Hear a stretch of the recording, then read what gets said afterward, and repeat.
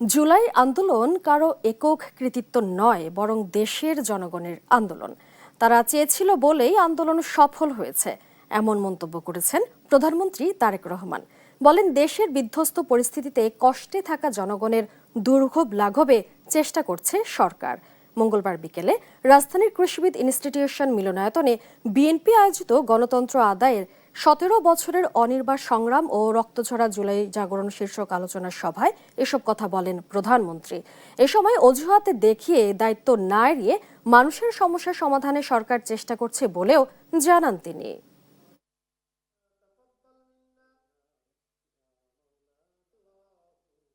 আমরা অত্যন্ত একটি ভঙ্গুর অর্থনীতি পেয়েছি, আমরা দেখতে পেলাম আমরা একটি ভঙ্গুর স্বাস্থ্য ব্যবস্থা পেয়েছি, আমরা দেখলাম আমরা একটি ভঙ্গুর প্রশাসন, বিভাজিত প্রশাসন আমরা পেয়েছি। বিধ্বস্ত অর্থনীতি, বিধ্বস্ত সব পরিস্থিতির মধ্যে আমরা জানি ভিতরে জনগণ অবশ্যই কষ্টের মধ্যে দিয়ে যাচ্ছে।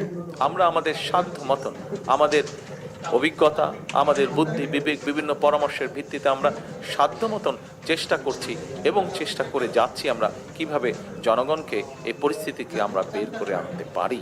এক্সকিউজ দেওয়ার মাধ্যমে আমরা আমাদের দায়িত্ব এড়াতে চাচ্ছি না। হ্যাঁ, সমস্যা আছে, আমরা জানি, আমরা সেই সমস্যাটাকে অ্যাড্রেস করতে চাই।